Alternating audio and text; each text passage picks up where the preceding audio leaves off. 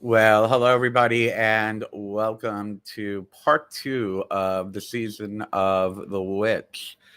This is going to be, as we said, a one, two, three, four-part series that we started last week. Let me fix this camera a little bit. I kind of juggled it around when I was sitting down and getting comfortable. But anyway, welcome, and I'm so glad that you're here to join me today.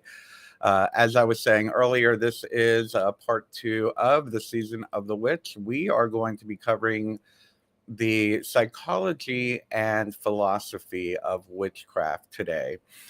Um, and looking ahead, I might as well share with it now. I just wanted to remind you all that next week we will be performing a Samhain or quote unquote Halloween Sabbath next Tuesday on the show to celebrate the turning of the Great Wheel. It is the pagan or witches' New Year, so to speak. And I look forward to celebrating that with all of you. And that'll be next Tuesday, the 25th on all my channels, on social media channels.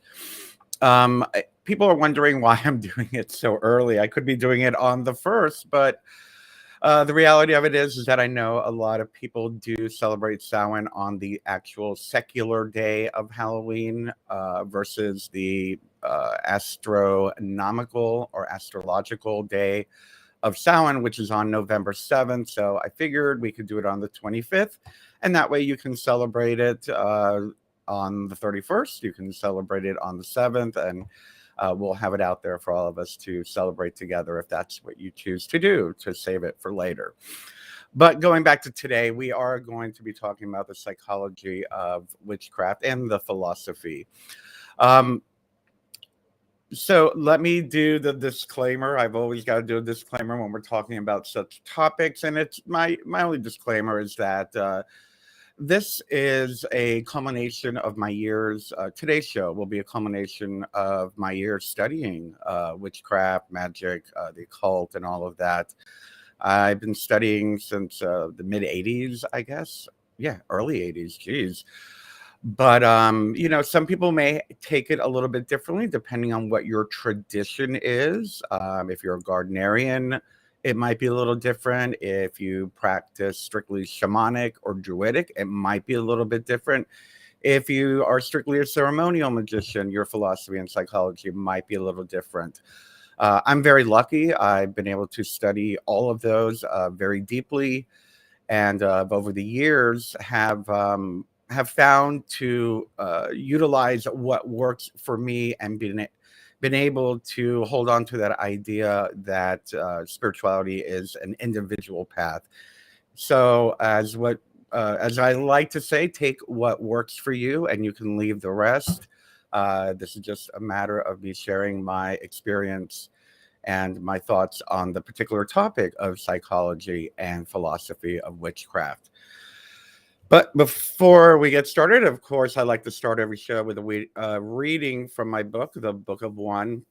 And today I chose reading chapter 16, and it'll go into what we're going to be talking about in just a bit. It aligns with it. So, chapter 16 in the Book of One is called The Everything. The One is the source of all things. The One is eternal, having never been born, it can never die. The One is male, the One is female, the One is God and Goddess. It is love and hate, it is birth and death. The One is everything and everyone. It is the center of all things. And I try to flash my book. You can have it's available on Amazon and Barnes and Noble and everywhere, all online book distributors, and it's on my website too if you'd like to get a copy. So,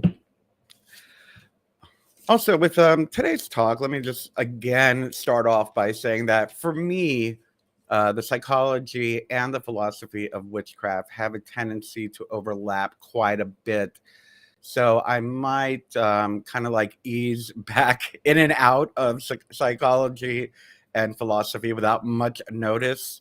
Um, as I said in the description of today's show, for me, the psychology is kind of the way that we think about things, and the philosophy is kind of the way.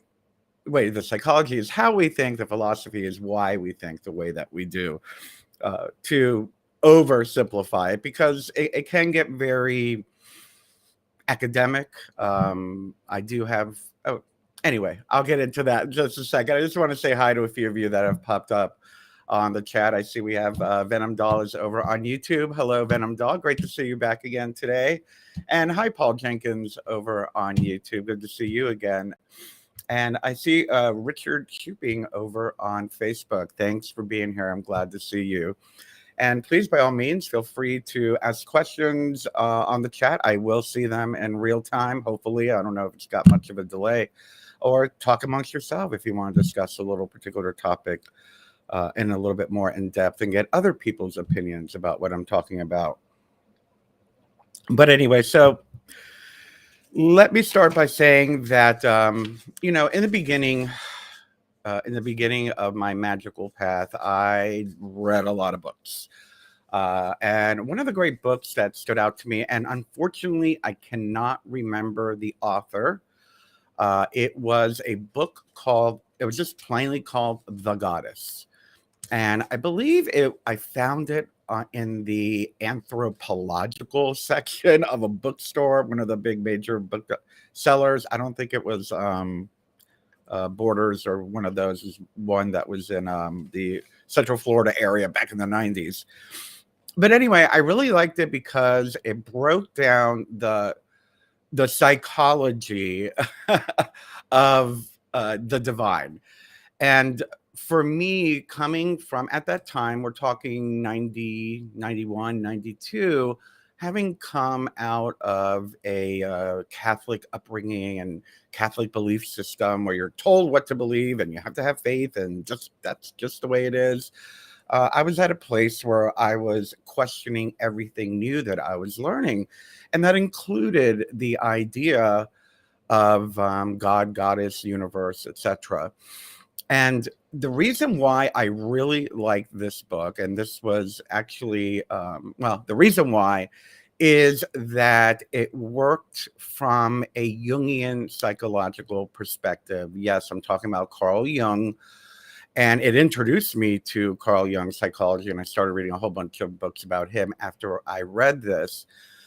But what it did was it introduced me to the concept of the collective unconscious, which I still utilize as a part of my belief system and psychological system and magical system to this very day, especially in my work in divination and the tarot. But it answered one of the key questions for me, and it was, when we go to Wicca 101 and all these like beginner classes where we're always taught that, all men are God, all women are goddess. And since I identify as a man, I was like, well, how am I supposed to connect with the goddess? I don't menstruate, I can't give birth, all of the magical aspects of the divine magical aspects of what being a woman entails. I don't have the physiological capabilities for. And after reading this book, it introduced me to the concept of archetypes. And there was this one diagram in the book that still sticks out to me. I don't have a visual or a graphic to show you, so I will do my best to explain it. Basically, what the book was saying as far as the psychology of archetypes with the god and the goddess was that females, or people that identify as female, have a direct connection to the goddess. They can feel her embodied within themselves, within their body, within their minds. And so it becomes necessary for those of us who identify as male or are cisgender male to utilize an archetype of a goddess, an anthropomorphized version. And let me put this out there right away. For those of you that don't know what anthropomorphic means, it means a humanized concept of something that is intangible or a force of nature that we're trying to put a face to. So the anthropomorphized version of the goddess was my archetype, so I could connect with her. The same thing would go with people who identify as female wanting to connect with the god energy to utilize an archetype of the masculine, a god, Pan, whoever it may be, Cornunus or whatever god you like to work with. It helps us to be able to use that psychological imagery, that psychological archetype that represents that to us in order to be able to communicate and align with that particular energy. So that really led me into studying more and more about archetypes. And, the whole idea of utilizing archetypes or anthropomorphized versions of gods and goddesses kind of took me kind of threw me for a loop. um Growing up in the Catholic faith, we had Jesus and we know what he looked like. He was a blonde white guy with blue eyes. We all know that. Joking.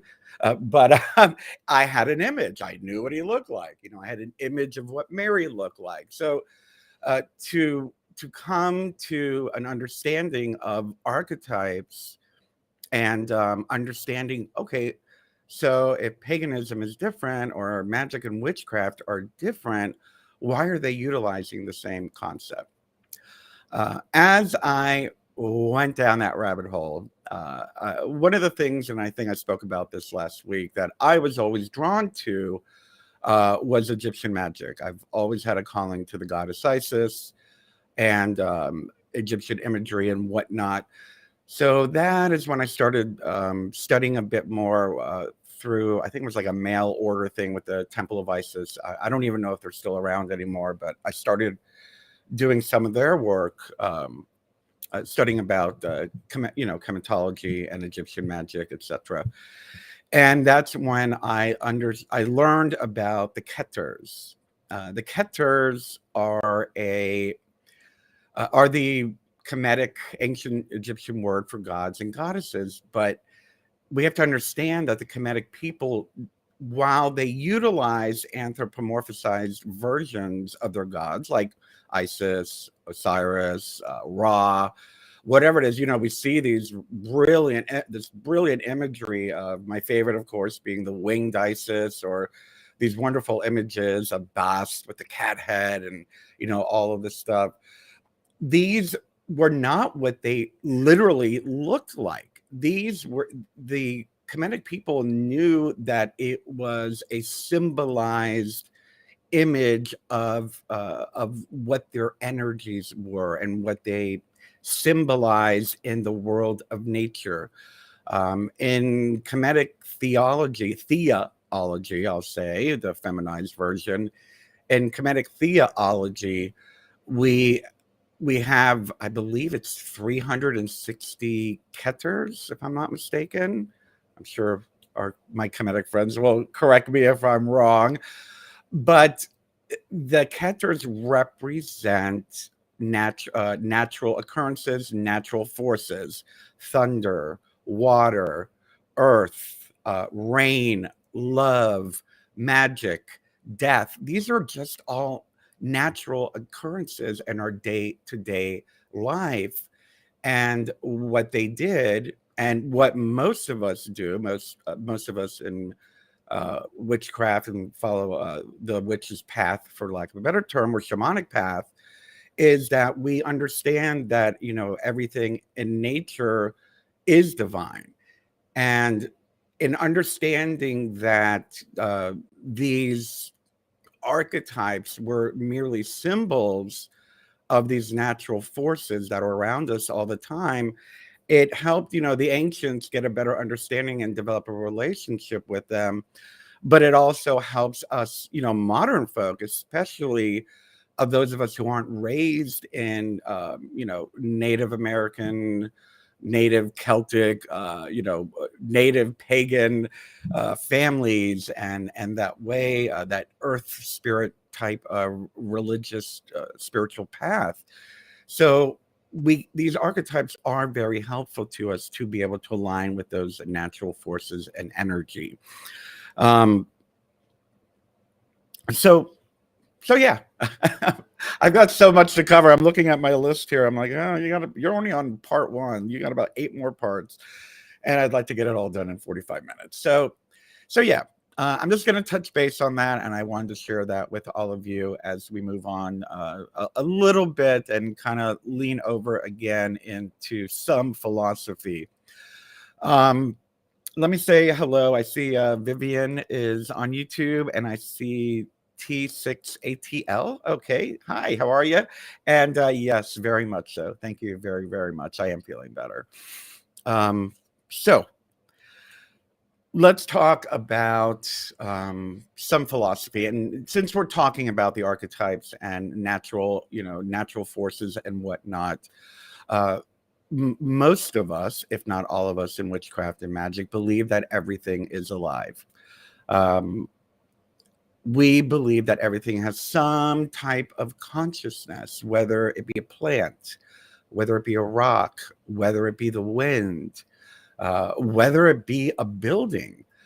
It could be a glass corporate structure. It has some type of a consciousness. And I won't go into too much of my theories on collective consciousness, creating thought forums and whatnot. That's probably more for next week, but we will talk a little bit more about that. But everything is alive. The earth is alive. The stars are alive. The moon is alive, has a consciousness, has an energy. And I think that's what people kind of get confused when we say that everything is alive. Everything, if you want to go and break it down into the quantum level, everything is vibrating. Everything has a, how shall we say, for example, the human body. If we go down to the quantum level, we can get deep enough into the microcosm of it all to where we're nothing but atoms, and between the atoms there is an empty space.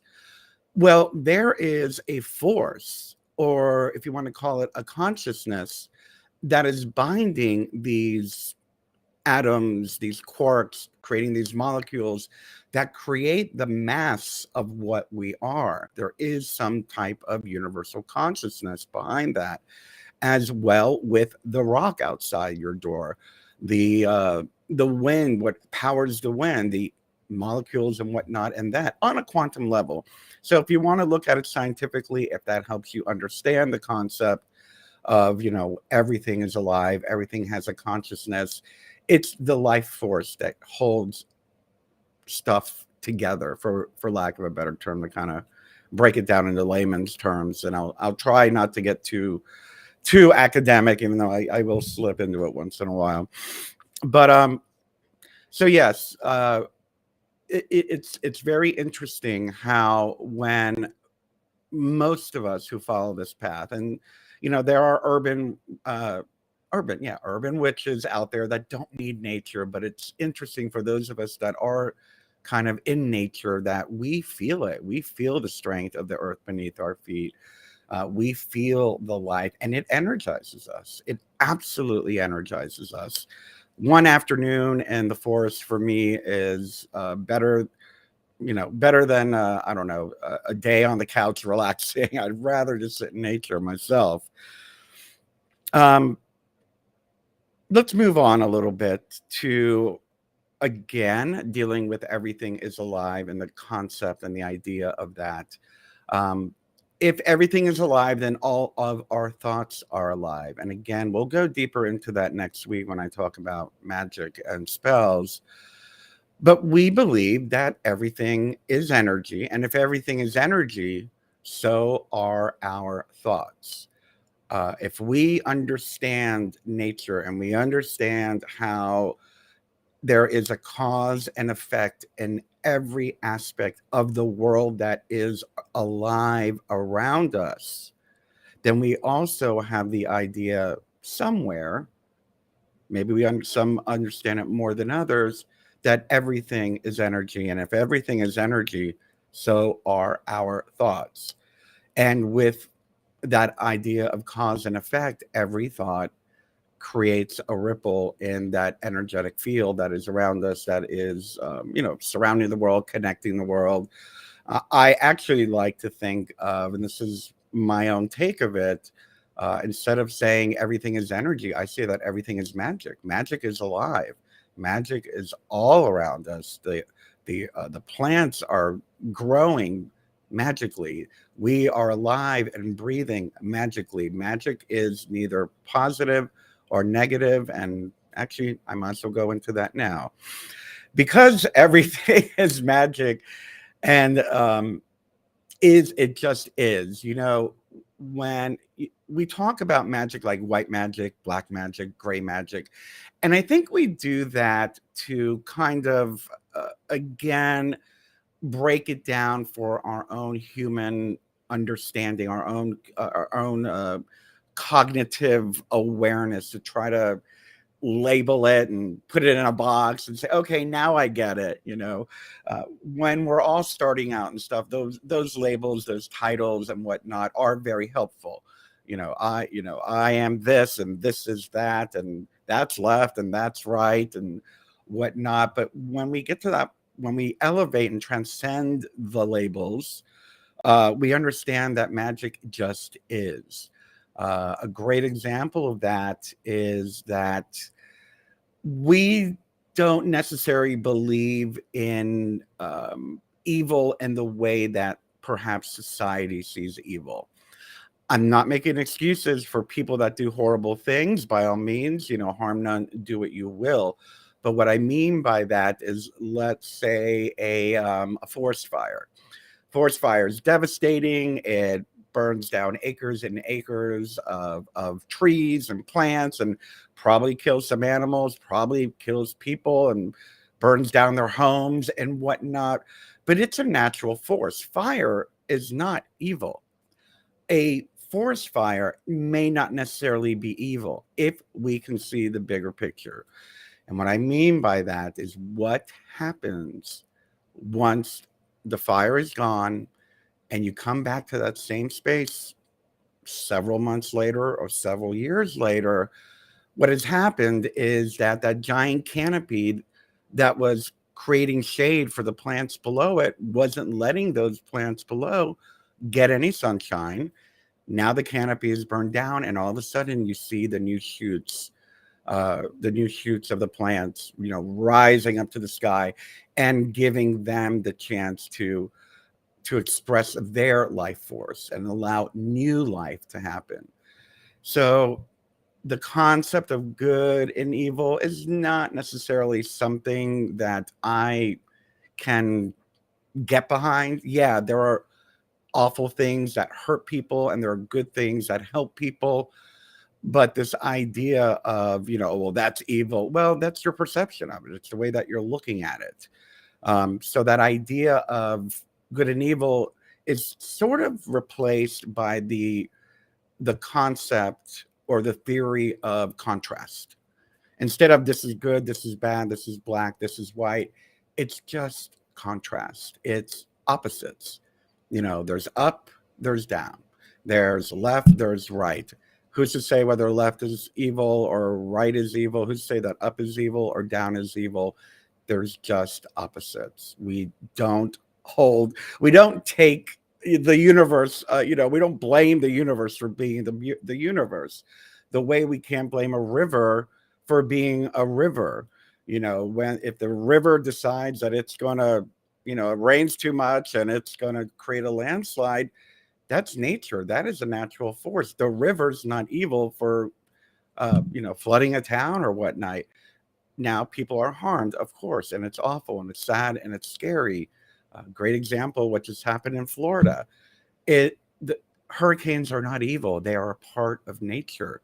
Um, the effects of them, of course, are heartbreaking, and we do want to help those that are suffering. I would think compassion is a part of our philosophy, and it is very much a part of our philosophy as far as I'm concerned. Um, so speaking of good and evil and whatnot, one of the common things that we talk about, especially in Wicca 101 type philosophy, and is the rule of three. There's an old saying that that which you put out will return to you three times over, whether it's good or whether it's bad. You could call it karma. I think for me, that's a little bit too simplistic. Yes, I kind of like that for the fledgling witch or the fledgling student to kind of get a grasp on this particular concept. You know, what you put out, you're going to get back. That's a great way to kind of like teach them, you know, a little bit of moral aptitude or whatnot. However, I just see energy. I just see energy. Um, I use this analogy, and I've used it before. It's probably been a while since I've said it on the broadcast, so I'll share this with you. My idea of karma, my idea of what the rule of three is what I'd like you to do is I'd like you to imagine a bird bath, you know, just a flat bird bath, and there's a little still pool of water there, and you've got a little pebble. So you're holding this little pebble, and that pebble is your thought, or it could be your action or your inaction, whatever. It's an act. It's an act of thinking or of doing, and that's what that pebble represents. You're going to drop the pebble in the very middle of this still pool in the bird bath. Boom. And what happens? You begin to see ripples, and the ripples ripple out to the edge of the bird bath. And what happens then? It ripples back in toward the center. That is how I see the rule of three and the rule of karma. It's neither good nor bad. It's just the energy of the universe doing what it does, the magic of the universe doing what it does. So, yes, while whatever we put out does ripple back to us, it is neither good nor evil. It is just the nature of the universe. So, are we going to go out of our way and drive ourselves crazy to never think bad thoughts? No, we're only human. We're only human. Are we going to go out of our way, make ourselves crazy, and never say bad things? We're only human. But the reality of it is that everything that we put out is going to come back to us. Everything. Eventually.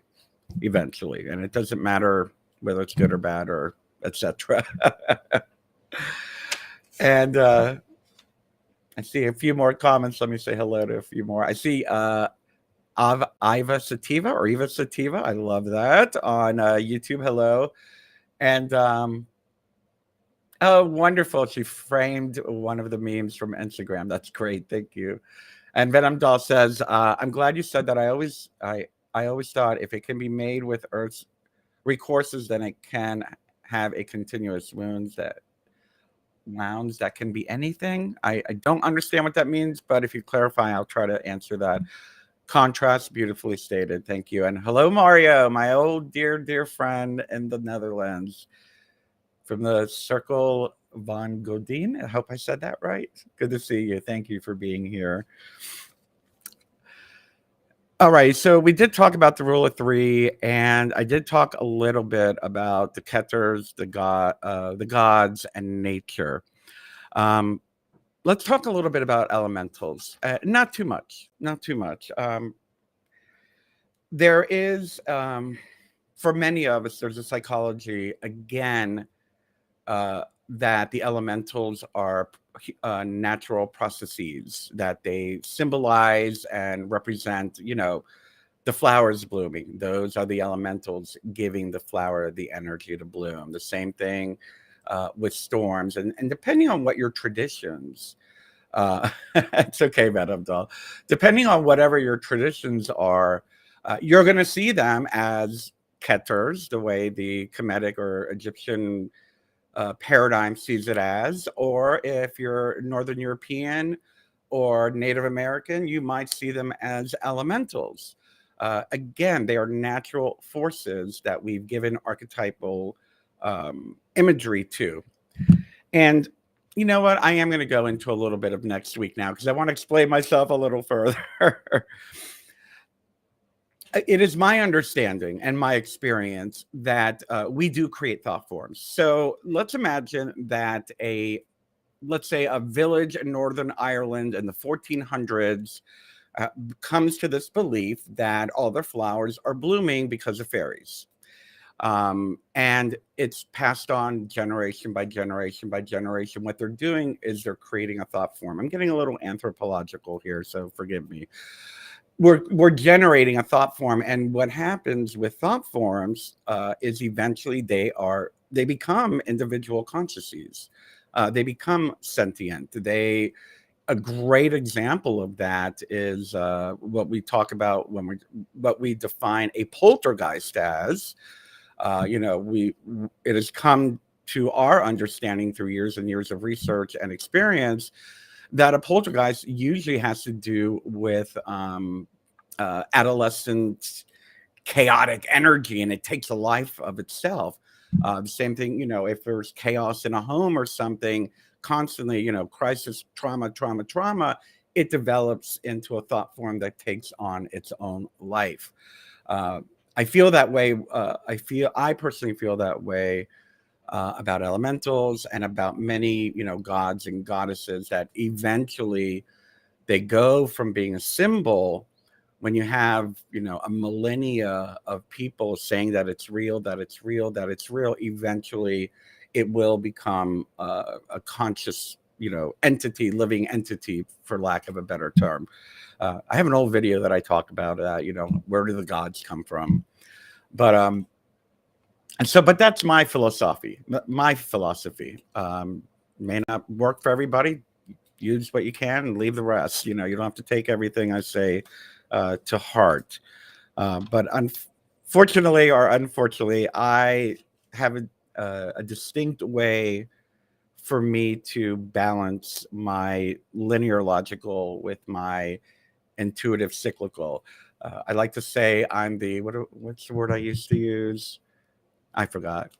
I'm the greatest skeptic, but the greatest supporter of all things magical. I think of me as Missouri, the show me state. If I haven't experienced it, I'm not really going to believe it. I don't like to speculate. I like to experience.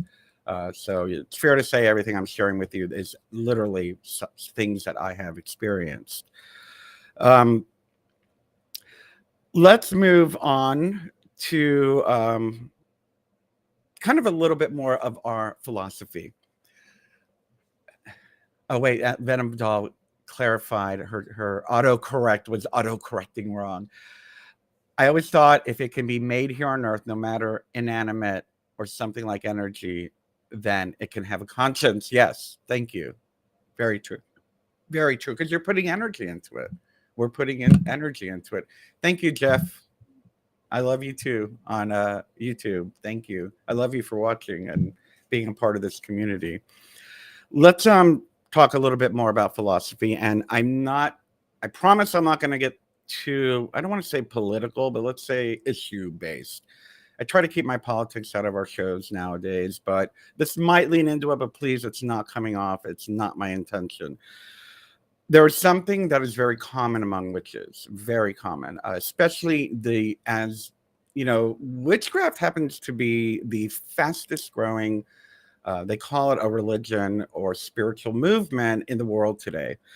Personally, I don't like to call witchcraft a religion.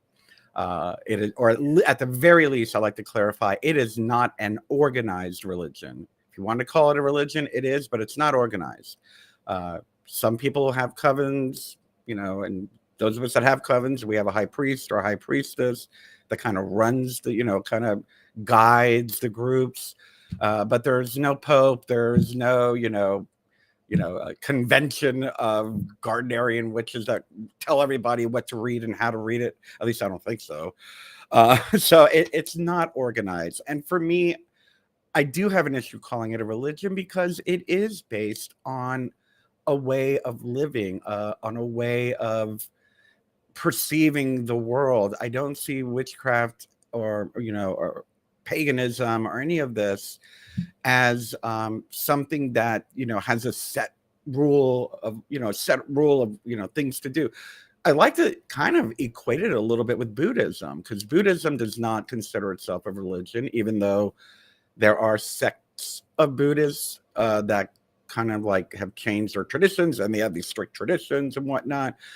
But as far as the way the Buddha presented it, it was meant as a way to live. And that's kind of how I see witchcraft and paganism. I see it more of a spiritual path, a spiritual movement, a very fast growing spiritual movement, and a return to our earth-based reality, our earth-based alignment with our planet, with humanity, with nature, with animals, with all of life. To me, it's a life affirming perception and awareness of the world around us. But let me lean a little bit more into some of the philosophy of it. In my experience, I have found, especially for myself, coming out of a Catholic upbringing, that it was the idea of leaving patriarchy and hierarchy behind that really attracted me. Having almost been excommunicated from the Catholic Church, maybe I have been by now, I don't know, but I was getting there. And then, having, come out as LGBT in my mid-teens, I found that, paganism and witchcraft was much more supportive of my values, my life affirming, individual path affirming values. And it lent itself more to a matrifocal psychology and philosophy. Now, matrifocal to me means that it elevates the goddess at least on equal footing with the god, at least equal. Some of us elevate her even higher, and I am one of those people. Some people are like, they should be equal. Well, you know what? For me, she's a little bit higher because she gave birth to him. But that's here nor there. It's matrifocal in the sense that the earth gives birth to our food, that the earth gives birth to, I'm sorry, that the goddess gave birth to the universe. You can be pagan. A great example is the patriarchal or patrifocal aspects of late dynasty Egyptology and Chemeticism, where the male all of a sudden suddenly was elevated above. And of course, when we talk about the Romans and the Greeks, they're very patrifocal and patriarchal as well, where we have Zeus giving birth to a god out of his knee and his arm. And, it's like, oh, okay, so men give birth out of their arm now. So symbolically speaking, that kind of just didn't quite work for me. I needed something that made common sense to me. So this idea of a goddess that gives birth, a goddess that gives birth to the universe, to the other gods, to life itself and whatnot, that really struck a chord for me. And to this day, I do remain matrifocal in my psychology, as well as my philosophy, as well as my politics. What I loved about discovering the matrifocal nature of witchcraft and paganism was that it is about nurturing. It's about growing. It's about, don't get me wrong, there's, death involved and all that. But again, death is a natural part. However, to see that, embodiment of it in a spiritual path was really very, very heartening for me. And I really aligned with that. To see, even in Native American cultures where we have, the grandmother concept or the elder concept, we see the elevation of woman as the life bringer, the life force giver, the life giver, I should say. So yeah, that does lean into my politics, psychology, and philosophies as well. So philosophically speaking, psychologically speaking, what is the goal of a witch? Do we have a goal? Do we have an agenda? Everyone's got an agenda. I believe there is an agenda with certain people. It depends, and it could be a very positive one. I'm not saying it here nor there. For me, I do have an agenda, and that is to grow and evolve on my spiritual path. Uh, my my goal, my philosophical goal, or my spiritual goal, is to achieve what Aleister Crowley would call conversation with my holy guardian angel. What some people in the New Age movement would say, being in constant alignment with our higher self. Or what the Buddhists would say, achieving enlightenment, or what the psychologists would say, achieving complete self awareness and authenticity. And that is why the practice of it, the psychology of it, the philosophy of it, the practices I do, the work that I do, working with you guys and sharing with you all, and working with clients and working with the Gray School, all of that is a part of this path for me. I feel that the more I do the ritual, the more I understand the concepts of the universe. The more I understand the concepts of the universe, the more I'm going to be aligned with the universe.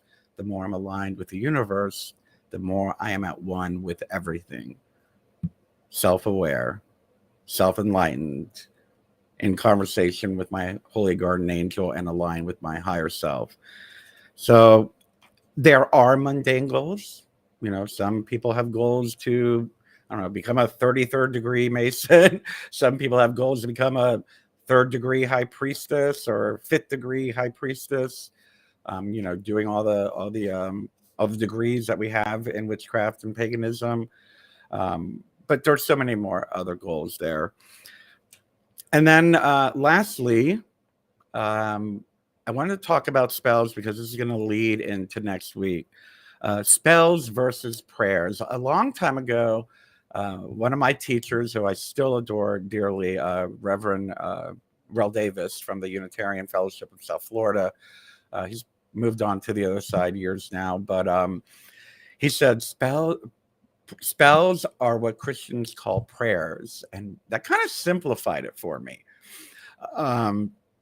Spells are, for me, we're utilizing our thought energy with a desired goal. Now, when we have to ask ourselves, and we're going to go more into this next week, we have to ask ourselves, is it right for us? Is it going to hurt anybody?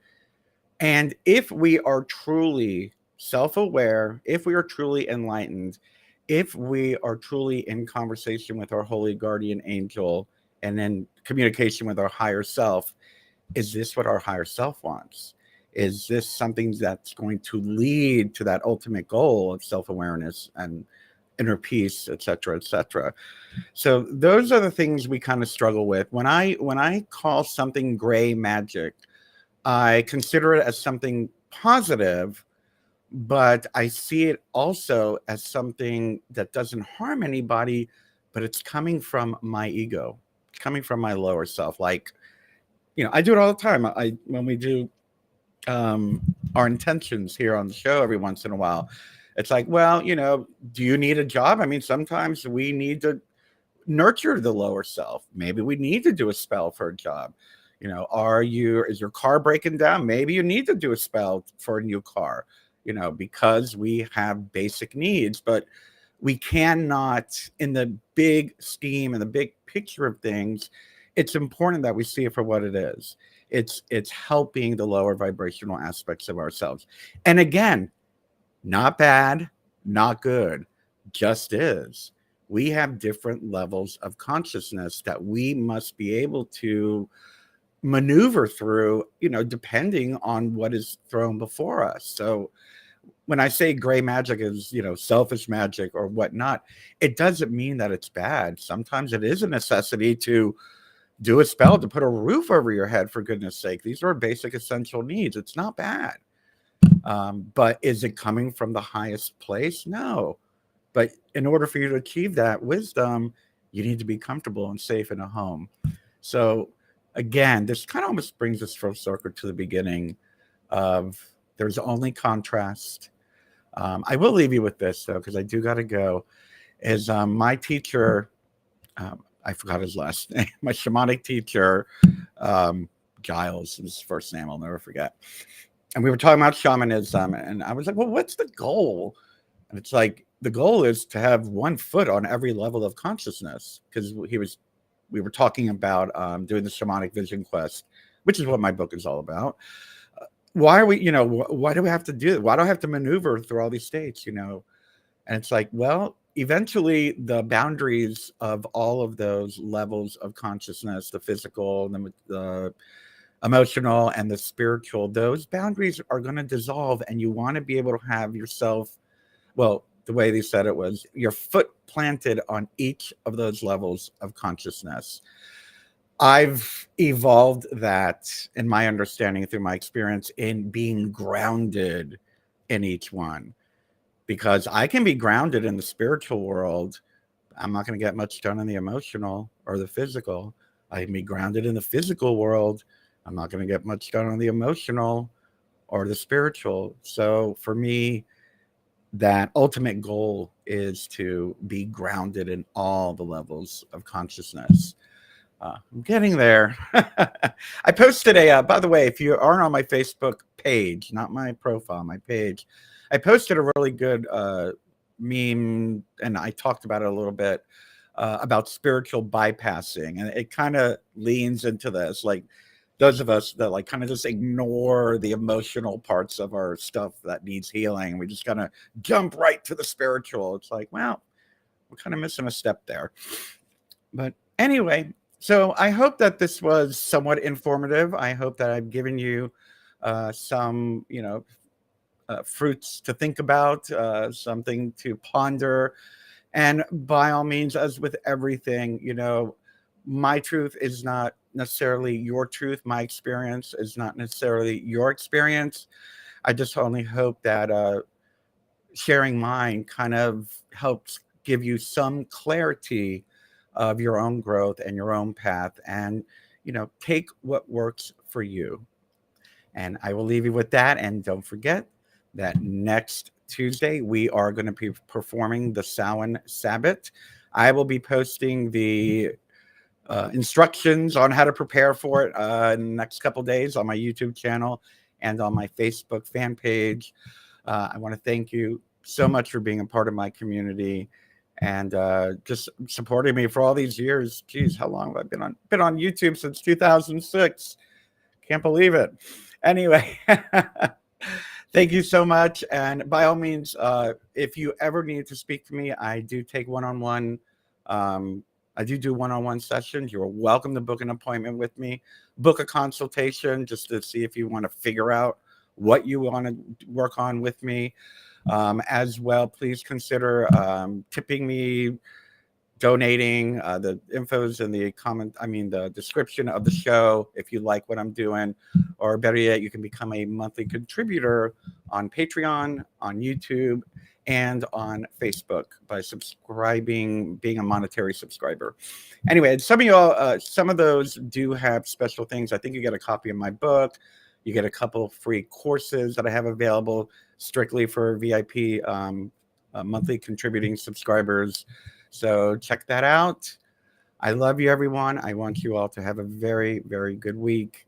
And I will see you next Tuesday as we celebrate the turning of the wheel of the year for Samhain 2022. I love you.